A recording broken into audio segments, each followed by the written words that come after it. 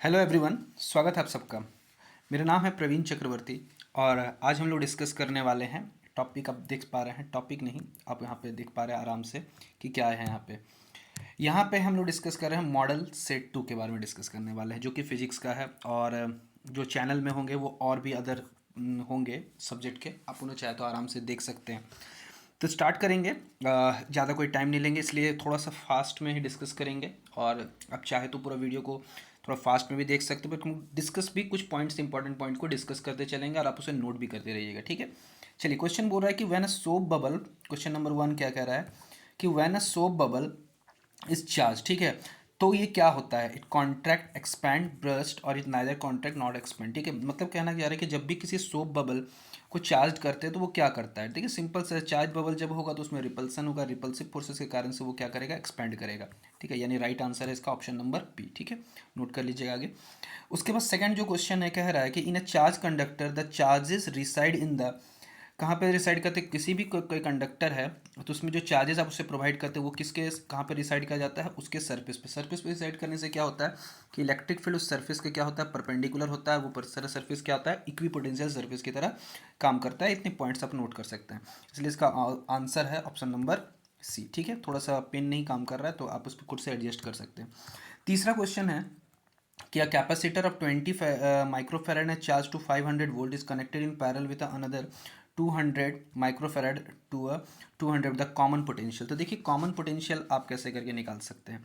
जो common potential होगा simple, उसके लिए कर सकते हैं C1 V1 plus C2 V2 by क्या होगा, C1 प्लस C2। ये है कॉमन पोटेंशियल निकालने का फॉर्मूला, ठीक है।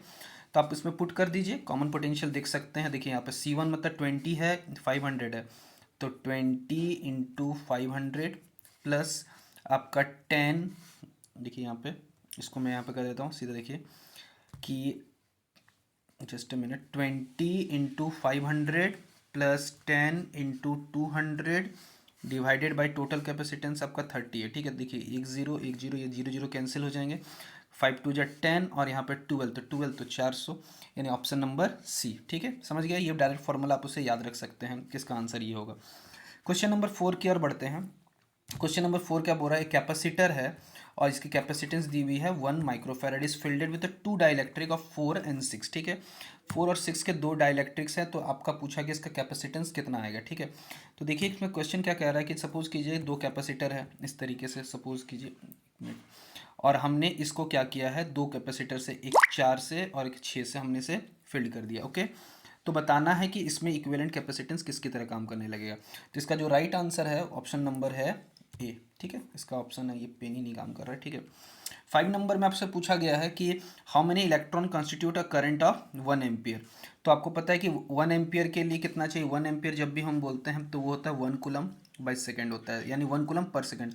और 1 कूलम के लिए आपको पता है कि कितने इलेक्ट्रॉन्स की जरूरत पड़ती है, 6.25 इंटू 10⁻18, यानी ये इसका राइट आंसर है। बात करते हैं क्वेश्चन नंबर 6 की, the instrument for accurate measurement of the EMF of the cell. तो क्या होता है, इसके लिए होता है पोटेंशियोमीटर, ओके। उसके बाद बोला है क्वेश्चन नंबर 7 की 200 volt and 100 what is connected with connected across है 110 वोल्ट मेन सप्लाई। तो पावर कंज्यूम कितना होगा, आपसे पूछा है पावर कंज्यूम कितना होगा, ठीक है। तो देखिए ध्यान से यहाँ पर कि पहला तो वह है कि एक बल्ब है जो कि 200, सपोज कीजिए बल्ब मतलब कि रेसिस्टर है, उसको ये 1000 वाट का है और ये 220 वोल्ट का इसकी रीडिंग है, और उसको हमने कनेक्ट किया 110, तो कितना पावर कंज्यूम करेगा। तो आप देख सकते हैं पावर का जो जनरल फार्मूला होता है, पावर का जो जनरल फार्मूला होता है वो क्या होता है, V²/R, ठीक है। तो यहाँ से आप समझिएगा, यहाँ से हम निकालेंगे तो आर क्या होगा, V²/P। तो यहाँ से हम रेसिस्टेंस निकाल लेंगे आराम से, और जब हमें रेसिस्टेंस पता चल जाएगा तो हम फिर से पावर निकाल लेंगे, वो है V²/R। V मतलब यहाँ पर 110 इंटू 110 और रेसिस्टेंस जो हमारा निकाला था। तो उसके बाद जब हम इसे सॉल्व करते हैं तो क्वेश्चन नंबर 4 इसका राइट आंसर पता चलता है, ठीक है। नेक्स्ट क्वेश्चन है, टेस्ला जो है वो किसका यूनिट होता है, आपको अच्छे से पता है, वो होता है मैग्नेटिक फील्ड का हो जाता है, ओके। क्वेश्चन नंबर 9 जो कह रहा है कि the resistance of the ideal voltmeter जो होता है वो इन्फानाइट होता है, ओके। उसके बाद कहा क्या कि the unit of the magnetic moment, magnetic moment जो होता है वो होता है करंट इनटू एरिया। करंट का आप जानते ही है वो एम्पियर होता है, एरिया क्या होता है metre square, option number D clear है। क्वेश्चन नंबर 11 क्या बोल रहा है, the magnetic at magnetic poles, ठीक है, द एंगल ऑफ डीप जो होता है, वो एंगल ऑफ डीप कितना हो जाता है आपका, आपको पता ही है तो आपको पता है कि जो एंगल ऑफ डीप होता है वो होता है, आपको पता है कि इसमें कितना होता है 90 डिग्री होता है पोल्स पर, और इक्वेटर पे कितना होता है 0 डिग्री होता है, ठीक है। तो यहाँ तक आपको जानकारी क्लियर होगी, ठीक है। वीडियो अगर पसंद आए तो वीडियो को जरूर लाइक कीजिएगा, ओके। क्वेश्चन नंबर 12 में कह रहा है कैन एमीटर जो कि रीड कर रहा है 1 ampere, it's internal resistance is 0.1 ampere, ठीक है। और उसके बाद बोल रहा है कि इसकी रेंज हमें 10 एम्पियर तक बढ़ानी है तो कितना रिक्वायर्ड संट होगा। तो आपको पता है कि किसी भी गैल्वेनोमीटर को अगर हमें एमीटर में कन्वर्ट करना है तो हमें एक संट लगाना पड़ता है, ठीक उसके पैरेलली में। और उसके लिए जो रिक्वायर्ड संट होता है उसके लिए होता है formula I G into G by I minus I G, ठीक है। ये फॉर्मूला लगाइए, जहाँ पर आई जी के मान कितना है जो कि गैल्वेनो 1 एम्पियर है, इसका जो रेसिस्टेंस है वो 0.18, ठीक है। मैं पूरा बता देता हूँ, यहाँ पे फॉर्मूला आपने नोट कर लिया होगा, क्या है 1 into 0.1 zero divided by 10 minus 1, जब भी इसे सॉल्व किया आपको मिलेगा 0.9, यानी ऑप्शन नंबर डी। क्लियर है। उसके बाद क्वेश्चन नंबर 13 क्या कह रहा है कि एट रेस्पॉन्स, एक्चुअली यहाँ रेस्पॉन्स नहीं एट रेजोनेंस होना चाहिए था, in L C R which relation does not hold, यहाँ पर कौन सा रिलेशन होल्ड नहीं करता है। तो देखिए पहला तो बात थी कि यहाँ पर क्वेश्चन है कि एट रेजोनेंस पे यहाँ पे ये भी होल्ड नहीं करता है, ये भी। देखिए एक्चुअली होता क्या, मैं पूरा बता दूँ कि omega square is equal to 1/LC, तो ओमेगा इज इक्वल टू 1/√अंडर LC, तो ये एक होल्ड करता है, ठीक है। यहाँ पर ये एक देखिए मिस्टेक है, ठीक है, ये भी एक मिस्टेक, तो ये मिसप्रिंटेड है, यहाँ पर एक्चुअली होल्ड करना होना चाहिए था, जिसके हिसाब से ऑप्शन नंबर बी है, ठीक है। तो ये सब पॉइंट आपको ध्यान में रखना है।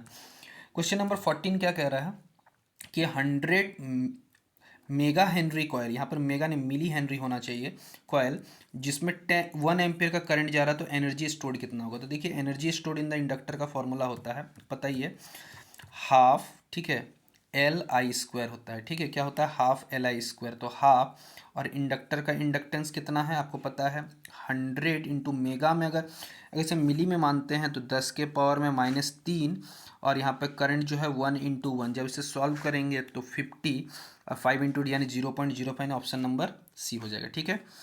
क्वेश्चन नंबर 15 क्या कह रहा है कि the energy in the current carrying coil, यहाँ पे कॉल लिखा हुआ, करंट कैरिंग कॉयल होना चाहिए, stored in the form of, तो आंसर इसका मैग्नेटिक फील्ड के फॉर्म में होता है, कैपेसिटर के अंदर में वो इलेक्ट्रिक फील्ड की तरह होता है, ठीक है। क्वेश्चन नंबर 16 में कह रहा है कि which of the following EM wave has the highest wavelength, ठीक है। इसमें पूछा है कि इसका हाईएस्ट वेवलेंथ किसका है, तो आपको पता है माइक्रोवेव्स का हो, यहाँ पे होगा। क्वेश्चन नंबर 17 क्या कहना चाह रहा है कि यहाँ से कहना चाह रहा है कि the frequency at a wave eight 6 × 10⁻15 hertz the wave is, ठीक है। तो वेव किस तरह का वेव होगा, एक्सरे वेव होगा। ये तो फैक्ट वाले हैं जो आपको याद रखना पड़ेगा। क्वेश्चन नंबर 18 कह रहा है कि if the critical angle for the total internal reflection from a medium to the vacuum is 30 degree, तो आपको पूछा है कि speed of light in the medium, तो आपको पता है क्रिटिकल एंगल जो होता है, जब क्रिटिकल एंगल का केस कब लगता है कि जब लाइट जब डेंसर से रेयर जाता है और एंगल ऑफ रिफ्लेक्शन कितना डिग्री हो जाता है 90 डिग्री, ठीक है। तो आपको पता है कि mu is equal to 1/sin c होता है, ठीक है। और म्यू क्या होता है, जो होता है रिफ्रैक्टिव, यानी V1/V2, ठीक है। थोड़ा सा यहाँ पे मैं डायरेक्टली आपको आंसर बता देता हूँ, कंसेप्ट मैं आपको सिखा देता हूँ कि V1/V2 is equal to 1/sin c, तो साइन 30 डिग्री रख देंगे, साइन 30 का मान आपका आ जाएगा, और यहाँ पर v मतलब कि एक स्पीड ऑफ लाइट है, तो आराम से जब से सॉल्व कीजिएगा तो आपको 18 नंबर का ऑप्शन मिल जाएगा डी, जो कि ग्लास की रिफ्लेक्टिव इंडेक्स होती है, ठीक है। क्वेश्चन नंबर 19 क्या कह रहा है कि contact lens of focal length 20 centimetre produce an image half of the size of the real object, the distance of the real object, ठीक है, distance of the real object. Question क्या कह रहा है कि फोकल लेंथ दिया हुआ है कन्वेक्स लेंस की होनी चाहिए, ठीक है। यहाँ पे फोकल लेंथ कितना दिया हुआ है 20, और ये किसका इमेज को है, image half the size of the real image, image कैसा है रियल है और ठीक उसके हाफ बना रहा है, तो इसका आपका रियल ऑब्जेक्ट का डिस्टेंस पूछा है, यानी यू पूछा है, तो इसके लिए जो राइट आंसर होगा 19 का सी हो जाएगा, ठीक है। अगर आपको पूरा का पूरा एक्सप्लेनेशन चाहिए तो आप जो डिस्क्रिप्शन बॉक्स में टेलीग्राम ग्रुप है आप वहाँ जुड़ जाइए, आपको पूरा पूरा डिटेल आंसर मिल जाएगा, ठीक है। 20 नंबर में बोल रहा है कि द वर्चुअल इमेज जो है, ठीक है, found by an objective the compound microscope is, ठीक है, इसका जो आंसर हो जाएगा 20 का हो जाएगा ए। उसके बाद 21 नंबर क्वेश्चन का आंसर है which of the following will form a virtual erect image for all the position of the object, किसी भी पोजिशन ऑफ द ऑब्जेक्ट के लिए जो वर्चुअल ही बनाएगा वो आपका है कनकेव लेंस से, ठीक है। अगला क्वेश्चन है 22 है कि time taken by the light to cross a glass slab of thickness 4 millimetre and the refractive index 3, तो एक मुझे बताइए कि आपको रिफ्रैक्टिव इंडेक्स चाहिए, तो आपको बताइए टाइम निकालने के लिए क्या चाहिए, डिस्टेंस बाय स्पीड। तो डिस्टेंस तो आपका 4 मिलीमीटर दिया हो, तो स्पीड चाहिए, स्पीड कैसे निकालिएगा आप, स्पीड निकालनी चाहिए हमको रिफ्रैक्टिव इंडेक्स। तो एक चीज़ बताइए रिफ्रैक्टिव इंडेक्स क्या होता है, speed of light in medium 1 यानी 3 इंटू 10⁸ बाई वेलोसिटी। तो यहाँ से म्यू का मान है 3 और यहाँ से निकालेंगे तो वेलोसिटी का मान आपका 1 इंटू 10⁸, ये ऑप्शन आ जाएगा 22 का, ऑप्शन नंबर ए आ जाएगा। ठीक है, एकदम आराम से आप बनाते चलिए, आपका आंसर आते जाएगा। 23 का है light propagate linearly because of its what, frequency, wavelength, velocity and wave nature. Definitely it's wave nature. Okay, now the next question is interference is the redistribution of, what is the interference, redistribution of energy। Actually interference में क्या होता है कि different different energies जो होते हैं वो आपस में इंटरफेयर करते हैं, वो एम्पलीट्यूड इंटेंसिटी का टर्म सुना होगा, वही है। उसके बाद क्या है कि Planck's constant has the dimension of same as angular momentum होता है। ठीक है, हाइजेनबर्ग अनसर्टेनिटी प्रिंसिपल आपने पढ़ा होगा एंगुलर मोमेंटम और एंगल के लिए।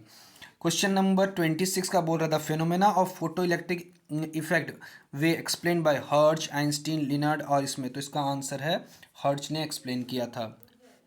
उसके बाद है 27 नंबर के विच ऑफ द फॉलोइंग। ठीक है, अच्छा देखिए यहाँ पे एक चीज़ है, फोटो इलेक्ट्रिक इफेक्ट का एक्सप्लेनेशन करने वाला हर्ट्ज, लेकिन बाद में उसको इक्वेशन देने वाला अगर पूछा जाता तो आइंस्टीन हो जाता। ठीक है, और इसमें बाद में नाम लिनार्ड और हॉविज का भी आता है। Which of the following if not committed by radio active substance, electron, electromagnetic radiation, alpha, neutron. ठीक है, तो यहाँ न्यूट्रॉन नहीं मीट किया जाता है। Question number 28, how many neutron on an average, तो ये आपको याद रखना है 2.5। एनसीईआरटी की बुक आपने पढ़ी होगी तो वहाँ पर ये बहुत अच्छा आराम से लिखा, ढाई, लगभग ढाई, मतलब किसी में 2 निकलते किसी में 3 निकलते, तो अप्रॉक्सीमेटली ढाई बोला जाता है। यहाँ पे है द बाइंडिंग एनर्जी पर न्यूक्लियम स्टेबल न्यूक्लियन, तो यहाँ पर 8 mega electron volt, option number C. Question number 30 क्या बोल रहा है कि the forbidden energy gap of semiconductor is of the order of. ठीक है, तो इसको आप 5 में डाल सकते हैं, यानी 5 30 का बी में। ओके, क्वेश्चन नंबर 31 बोल रहा है what are the majority charge carrier in the N type. ठीक है, मेजोरिटी चार्ज कैरियर क्या होता है, एन टाइप में आपको पता है इलेक्ट्रॉन्स होता है, पी टाइप में रहता है तो होल्स होता है। ये जो रेगुलर पढ़ रहे हैं उनके लिए कोई बड़ी बात नहीं है। उसके बाद है कि diode can be used as a arm. देखिए इस क्वेश्चन, ये क्वेश्चन थोड़ा डाउटफुल है कि यहाँ पर ये जो टर्म है ये क्या है। रेक्टिफायर में भी डायोड्स का यूज़ है, एम्पलीफायर्स में आप बेसिकली ट्रांजिस्टर का यूज़ करते हैं, ओसिलेटर में भी आप क्या करते हैं ट्रांजिस्टर का यूज़ करते हैं, फिल्टर में डायोड का यूज़ कर सकते हैं। तो यहाँ रेक्टिफायर है, हो सकता है फिल्टर हो सकता है। तो ये क्वेश्चन थोड़ा मुझे डाउटफुल लग रहा है, फिर भी अगर आपको कोई डाउट है तो आप मुझे कमेंट सेक्शन में बता सकते हैं। उसके बाद बोल रहा how many NAND gate are required to the OR gate, OR gate को बनाने के लिए कितने नैंड गेट। तो एक चीज़ समझ जाइए, मैं सिंपल बताना चाह रहा हूँ, अगर नैंड से एंड बनाना सेम कैटेगरी है, नैंड से एन को हटाना तो सेम कैटेगरी के लिए 2 लगता है और डिफरेंट कैटेगरी के लिए 3 लगता है। उसी तरह अगर पूछा जाता है नॉर से और बनाना है तो 2 लगता है और नॉर से एंड बनाना है तो 3 लगता है। ये बात आपको समझ जाइएगा, तो यहाँ डिफरेंट बनाना है तो इसलिए 3 लग जाएगा। उसके बाद बोला है कि what is the minimum number of diodes rectifier use in full wave rectifier. देखिए फुल वेव रेक्टिफायर जो होगा उसमें मिनिमम कितने डायोड लगते हैं आपको पता है, उसमें 2 डायोड लगते हैं।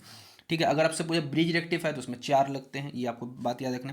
द फर्स्ट एटॉमिक रिएक्टर, ये आपको पता होना चाहिए कि इसको फर्मी ने सबसे पहले पॉस्टुलेट किया था। ठीक है, तो यहाँ पे हमने कुछ 35 क्वेश्चंस डिस्कस किए हैं सेट 2 के, और अगर आपको डिटेल डिस्कशन चाहिए तो थोड़ा इंतज़ार करना होगा और थोड़े स्टूडेंट्स को अपने कमेंट और थोड़ा सा उनको भी अपना इनपुट देना होगा कि वो क्या चाहते हैं। ठीक है, यहाँ पर आंसर बता देना कोई बड़ी बात नहीं है, कोई भी यूट्यूब में आके बता सकता है। ठीक है, चलिए कोई बात नहीं, मिलते हैं अपने नेक्स्ट वीडियो में, तब तक के लिए थैंक यू।